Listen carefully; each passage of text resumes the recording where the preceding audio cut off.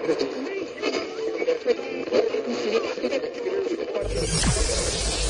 ready for unique, rare, and little-known treasures from the golden age of radio. You're listening to The Amazing World of Radio with Adam Graham. Welcome to The Amazing World of Radio. From Boise, Idaho, this is your host, Adam Graham. If you have a comment, email it to me, box13@greatdetectivesnetdetectivesp27464.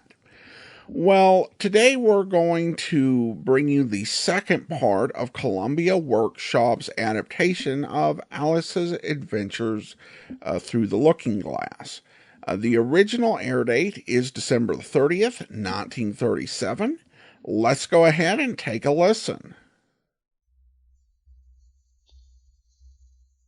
The Columbia Workshop.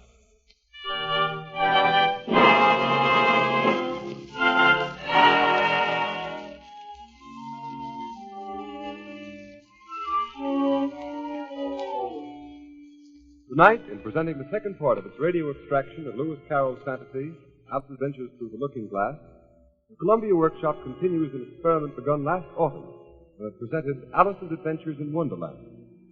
These classics are being broadcast in an effort to determine just how far music can substitute for sound effects. In tonight's presentation, as was the case last week, all sound effects are executed by orchestral instruments and are a part of the musical score especially written for the broadcast by Leith Stevens and Paul Starrett. The Columbia Workshop wants to know how successful this experimental broadcast has been. We welcome your comments, suggestions, and criticism.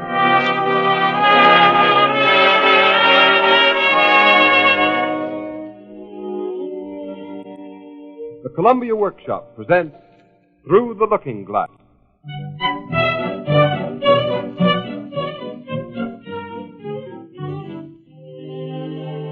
Alice had been playing Let's Pretend again. And while she was pretending that the black kitten was really the Red Queen in her chess set, and that she really could get through the mirror into Looking Glass House, it happened.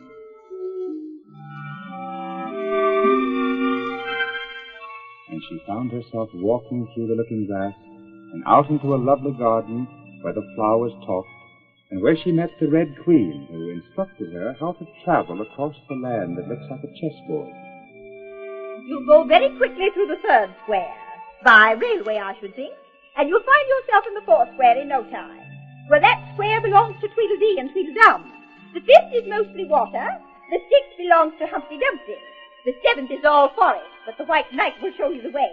And in the eighth square, we shall all be queens, and it's all feasting and fun.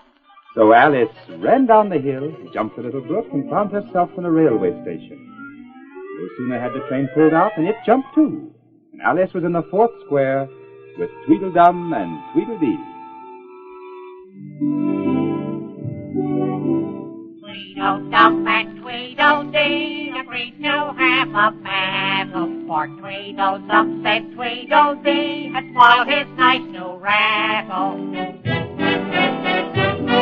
Just then flew down a monstrous crow and flanked his tar barrel, which frightened both the heroes so they quite forgot their sorrow.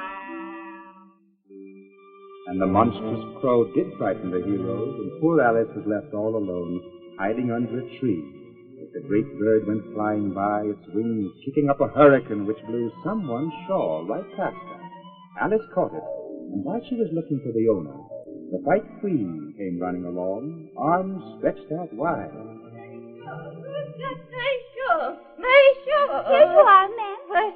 May I help you put it on, Your Majesty? For I am addressing the White Queen, aren't I? Well, yes, if you call that a dressing, it isn't my notion of a thing at all. Here, let me do it. Oh, dear, my finger is bleeding. What's the matter? Have you fixed it? No, I haven't fixed it yet, but soon I shall. Oh! When do you expect to do it? When I finally fasten my shawl. The boat will come undone directly. Oh, now there. What did I tell you? It's open now. Oh, take care. You're holding it all crooked. There, it's fixing, see? Well, that accounts for the bleeding. But why don't you scream now? Why, I've done all the screaming already. But that's all backwards. First you should fix prick your finger and then scream. You're so perfectly silly. I should go that way backward. Well, in any case, I hope your finger's better now. Oh, much better. Better. Alice looked at the White Queen in astonishment. Then she rubbed her eyes and looked again. She was in a little dark shop, leaning with her elbows on the counter, and opposite her was an old sheep, sitting in an armchair, knitting, and every now and then leading off to look at her through a great pair of spectacles. Come, you must buy something. You're holding everybody up. Why, there's no one else here but me. Well, all you know about it. What do you want to buy? Well, do you have any eggs? Certainly. How do you sell them? Across the counter in exchange for money. I mean, how much are they? 5 cents farthing for one, 2 cents for two. Then 2 are cheaper than 1? Certainly. Only you must eat them both if you buy 2. Oh, then I'll have 1, please. For I mightn't like them, you know. Here's your money. But there's my egg. Oh, I never put things into people's hands. That would never do. You must get it for yourself. It's yonder on a shelf at the back of the store. I wonder why it wouldn't do. Goodness, the egg seems to get further away the more I walk toward it. And it's so dark back here. Oh, this must be a chair I'm running into. What? I declare it's got branches. How odd to find trees growing in a shop. And actually, here's a little brook. Well, this is the queerest shop I ever saw. So she went on, wondering more and more at every step, as everything turned into a tree the moment she came up to it. And she quite expected the egg to do the same.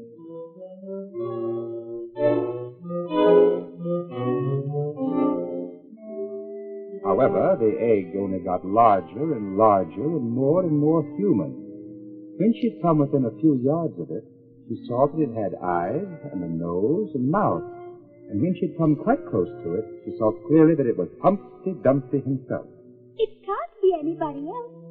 Sitting there on the wall, and certainly he is exactly like an egg. It's very provoking to be called an egg. Very. I said you looked like an egg, sir. And some eggs are very pretty, you know. Some people have no more sense than a baby. State your name, address, and occupation. My name is Alice, but It's a stupid name enough. What does it mean? must the name mean something? Why, of course it must. My name means the shape I am. And a good handsome shape it is, too. A name like yours, you might be any shape almost. There's glory for you.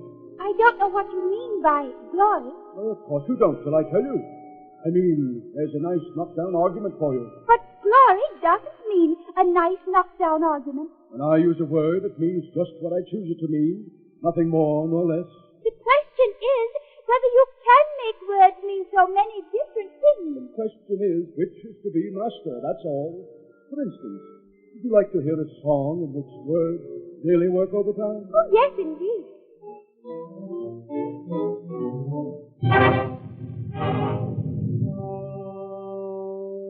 Was thrilling, and the flighty toad did gyre and gimble in the wave. All empty were the pearl groves and the murmurous outgrave. Beware the Jabberwock, my son, with claws that bite the claws that catch.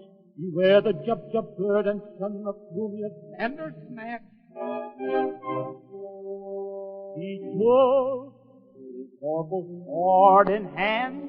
Long time the manxome foe he sought, so rested he by the Tub-Tub tree and stood a while in thought.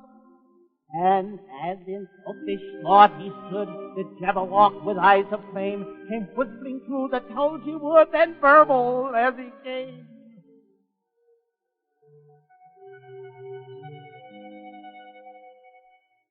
1, 2, 1, 2, and 2, and 2, the vorpal blade went snicker-snack.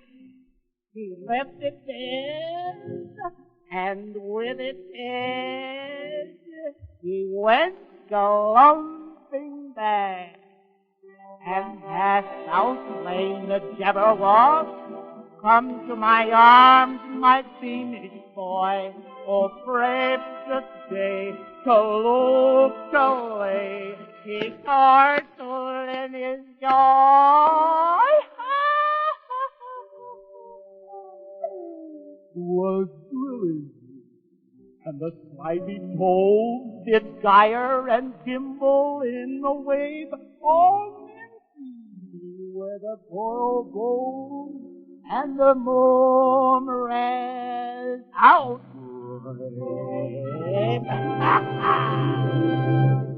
My, how very... Well, what do you think of that? I'm sorry, but it doesn't seem to make much sense. Sense? Why, it makes perfect sense. I don't know the meaning of half the word. Oh, you don't know the meaning? Well, that doesn't prove it doesn't make sense. Although I will agree there are some hard words there. Brillig, for instance. Now, brillig means 4 o'clock in the afternoon, the time you begin boiling things for dinner. Then what does slithy mean? Well, slithy means live and slimy. Live is the same as active. You see, it's like a portmanteau. There are 2 meanings packed up in one word. Oh, I see it now. And what are toads? Well, toads are something like badgers. There's something like lizards, and there's something like corkscrews. They must be very curious-looking creatures. They are that. Also, they make their nests under sundials. Also, they live on cheese. And what's to gyre and to gimble? To gyre is to go round and round like a gyroscope. Gimble is to make holes like a gimbal. And the wave is the grass top round the sundial, I suppose? Of course it is. It's called wave, you know, because it goes a long way before it and a long way behind it. And a long way beyond it on each side? Exactly so. Well, mimsy means flimsy and miserable. There's another portmanteau for you. And a borogold is a thin, shabby-looking bird with its feathers sticking out all around. Something like a live moth. And then mome rat. Well, a rat is a sort of green pig. But mome, I'm not certain about. I think it's short for from home, meaning that they'd lost their way, you know. And what does outgrabe mean? Outgribing is something between bellowing and whistling, with a kind of sneeze in the middle. However, you'll hear it done maybe someday. Then you'll never forget it. I'm afraid I'm giving you a great deal of trouble. Indeed you are. Good day. And Humpty Dumpty shut his eyes. Alice waited a minute to see if he would speak again, but as he never opened his eyes or took any further notice of her, she said goodbye a couple of times, and getting no answer, she quietly walked away. She couldn't help saying to herself as she went, Of all the unsatisfactory... She repeated this out loud as it was a great comfort to have such a long word to say. Of all the unsatisfactory people I ever met... She never finished the sentence. For at this moment, Alice's thoughts were interrupted. A knight, dressed in crimson armor, came galloping down upon her, brandishing a great club. A horse, church. You're my prisoner. You're my... The Red Knight had tumbled off his horse, so Alice looked around with some concern for the new enemy. This time it was a White Knight. He drew up at Alice's side and tumbled off his horse, too. The 2 knights sat and looked at each other for some time without speaking. Alice looked from one to the other in some bewilderment. She's my prisoner, you know. Yes, but then I came and rescued her. Well, we must fight for her then. Put on your helmet. Why, their helmets are the shape of a horse's head. You will observe the rules of battle, of course. I always do.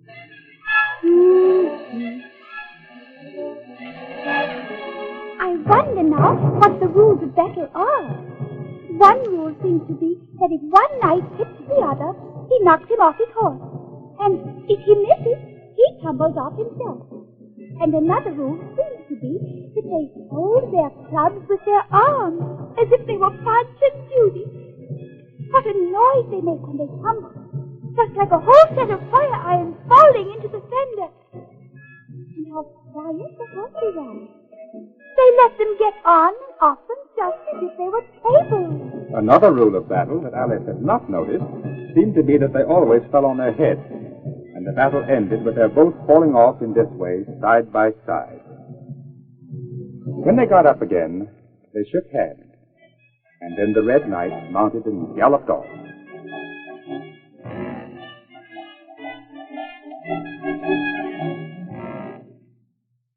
Ah, it was a glorious victory, wasn't it? I don't know. I don't want to be anybody's prisoner. I want to be a queen. Well, so you will, when you cross the next brook. I'll see you safe to the end of the wood, and then I must go back, you know. That's the end of my move. Thank you very much. May I help you off with your helmet? Thank you. Now one can breathe more easily. Alice thought she had never seen such a strange-looking soldier in all her life. He pushed back his shaggy hair with both hands and turned his gentle face and large, mild eyes to Alice. He was dressed in tin armor which seemed to fit him very badly, and he had a queer-shaped little deal box fastened across his shoulders, upside down and with the lid hanging open.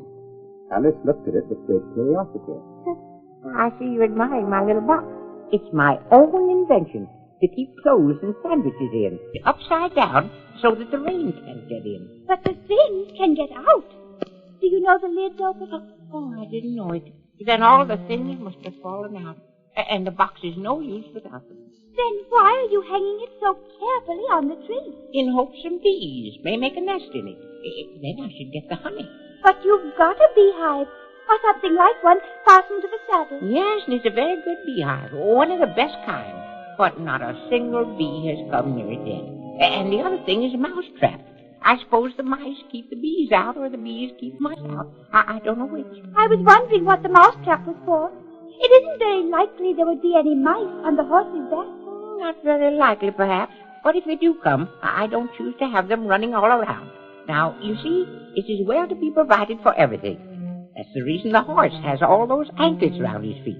But what are they for? To guard against the bites of sharks. It's an invention of my own.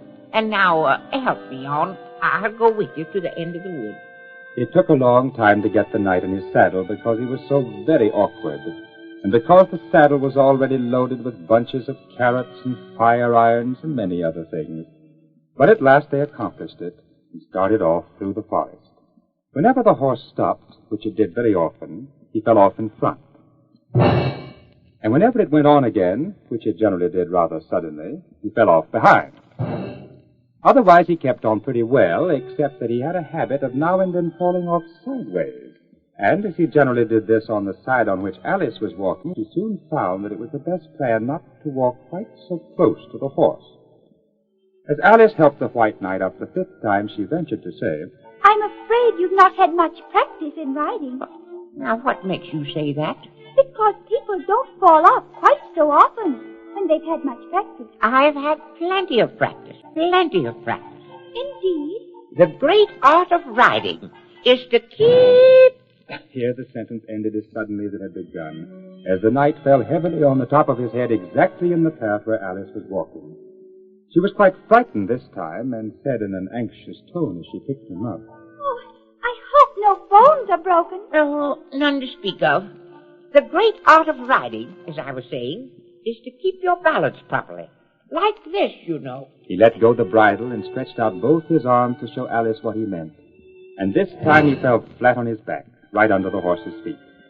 As Alice was getting him on his feet again, he kept repeating, Plenty of practice. Plenty of practice. Oh, it's too ridiculous.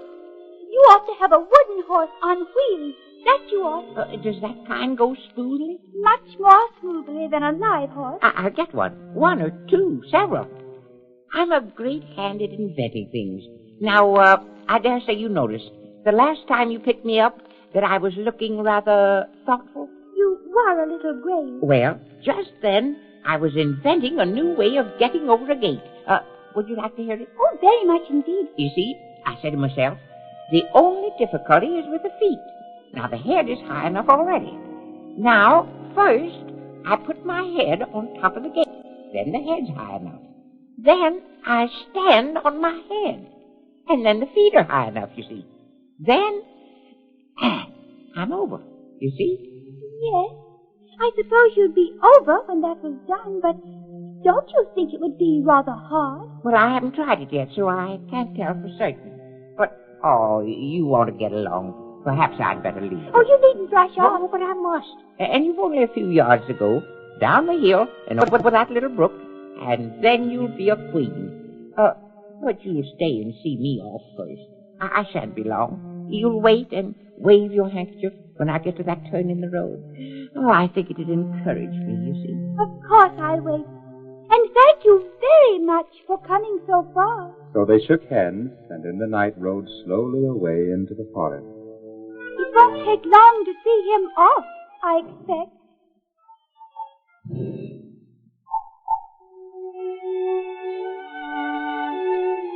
So Alice stood watching the horse walking leisurely along the road, and the night tumbling off, first on one side and then on the other. After the fourth or fifth tumble, he reached the turn, and then she waved her handkerchief to him and waited till he was out of sight. Then she turned around and started to run down the hill. I hope it encouraged him. And now for the last brook, and to be a queen. How grand it sounds. And Alice ran the western way down the hill, and when she came to the little brook, she jumped.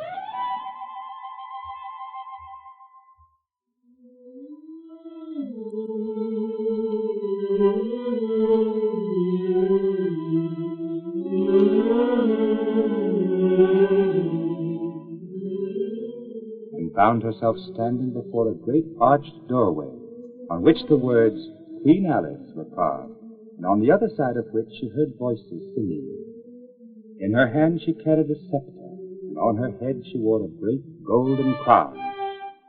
She was indeed at last a queen, but a slightly puzzled one, for at either side of the great door was a bell, and one was marked Visitor's Bell, and the other Servant's Bell. Now, which bell shall I ring? I'm not a visitor, and I'm not a servant. There ought to be one marked Queen, you know. Oh, it's all right. Someone's opening it. No admittance till week after next. Oh, the impertinence. And Alice knocked and rang in vain for a long time, until at last a very old frog who was sitting under a tree got up and slowly hobbled up to her. What is it now? There's the servant whose business it is to answer this door. Which door? This door, of course. What's it been asking? I don't know what you mean. I speaks English, doesn't I? Or are you deaf? What did it ask you? Nothing. I've been knocking at it. Shouldn't do that. Shouldn't do that at all. Vexes it, you know. Let it alone, and it'll let you alone. But just at this moment the door flew open of its own accord, and Alice looked in on the banquet hall, just as another song began.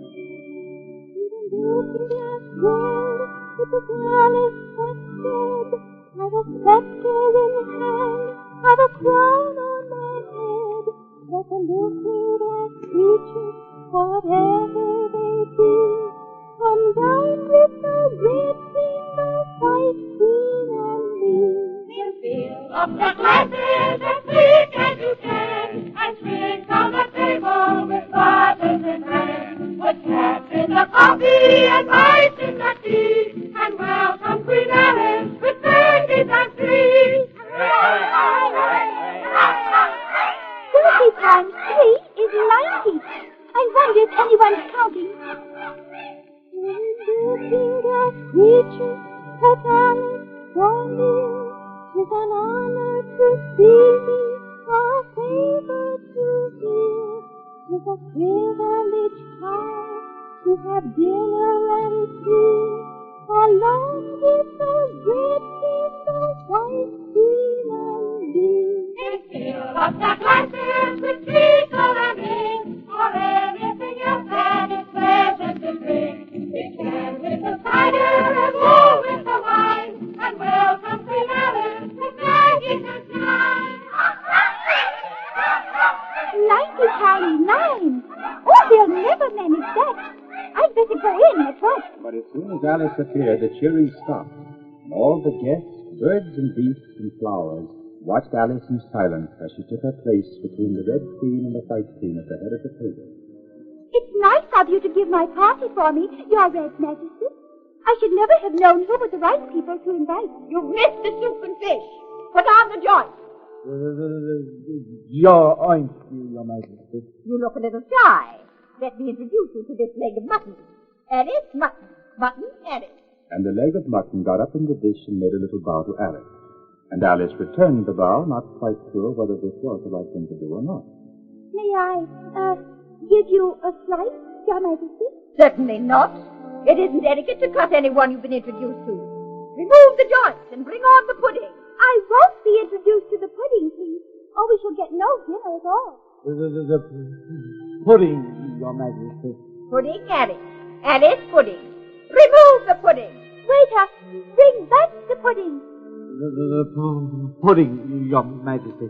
Now, Your Majesty, here is a slice of pudding for you. What impertinence. I wonder how you'd like it if I were to cut a slice out of you, creature. Why, Make a remark. It's ridiculous to leave all the conversation with the pudding. What shall I say? Nothing. We'll drink your health instead. Queen Alice's health. You ought to return thanks in a neat speech. Must I? Of course. Very well. I rise to return thanks. And Alice really did rise. As she spoke, she felt herself grow several inches, and she just managed to pull herself down by the edge of the table. Take care of yourself. Something's going to happen. And something did happen. Many things. The candles grew until they became huge fireworks, and the bottles took plates and fixed them on his wings, and with forks for legs began fluttering around the room. And the leg of mutton usurped the White Queen's chair, while Alice just had a glimpse of Her Majesty's good-natured face grinning at her over the edge of the soup tureen before she disappeared for the third time into the soup. Something had to be done, for several of the guests were lying in the dishes, and the soup tureen was walking up the table toward Alice, beckoning her impatiently to get out of the way. Oh, I can't stand this any longer. And she seized the tablecloth with both hands and gave it a good pull. And guests and dishes and plates and candles came crashing down in a heap on the floor. Alice turned to look for the Red Queen, whom she considered somehow to be the cause of it all, but Her Majesty dwindled to the size of a doll and was running merrily around the table after her own shawl. Alice grabbed her up. As for you, I'll shake you into a kitten. I will. She took the Red Queen off the table and shook her back and forth with all her might. The Red Queen made no resistance whatever. Only her face grew very small, and her eyes got large and green. Until as Alice kept on shaking her, she kept growing shorter and fatter and softer and rounder.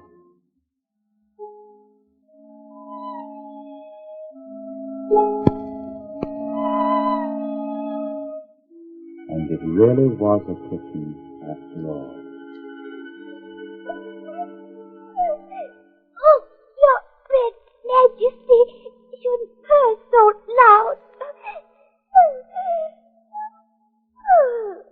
You woke me out of such a nice dream. And you've been along with me, Kitty, all through the Looking Glass way. Did you know?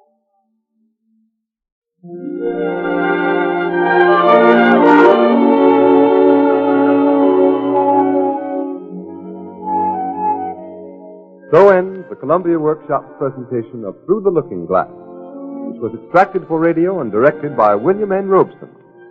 The special musical score was composed by Lee Stevens and Paul Starrett, and Miss Helen Clare played Alice.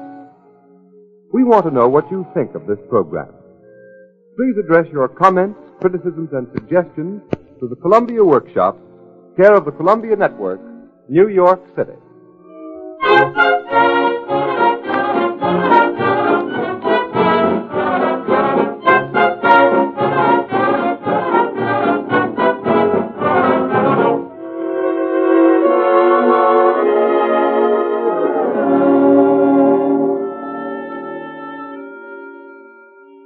Beginning next week, The Columbia Workshop will be heard on Saturday evenings at 8 p.m. Eastern Standard Time. Don't forget, the Workshop's new series of experimental broadcasts begins a week from Saturday, January 8th at 8 p.m. Eastern Standard Time.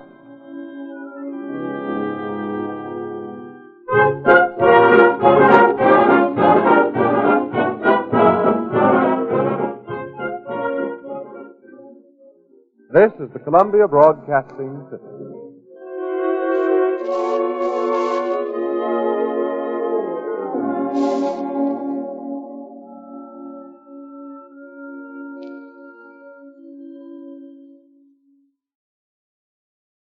Welcome back. Well, an interesting request for feedback, and I actually liked it. The way that they were doing and what they were doing over the radio was the type of thing that Disney would do with films when they got into releasing things such as Fantasia. This idea of using music to tell the story and communicate things like sound effects. And of course, in a lot of the Disney films, it was used, as a substitute for dialogue, where, and obviously you can't do that over radio, but if you're watching some of these Disney films, you can just kind of imagine what's being said based on the music being played. Overall, I thought that these were pretty solid, faithful adaptations. At times, you could feel like it was almost slave to the text without any thought to, okay, what's going to actually work best for radio. But I think because they are so faithful to the underlying stories, it's definitely a lot of fun to listen to. And as I said in the previous podcast, Through the Looking Glass just has some fantastic poetry, and I hope you've enjoyed it. We've got one more episode in our Alice series. Join us back here next week, where we'll bring you Lux Radio Theater's version of the Disney version of Alice in Wonderland. So be sure and listen to that. We'll be back next Wednesday. If you do have a comment, email it to me, box13@greatdetectives.net. Follow us on Twitter @Radio Detectives and become one of our friends on Facebook, facebook.com/Radio Detectives. From Boise, Idaho, this is your host, Adam Graham, signing off.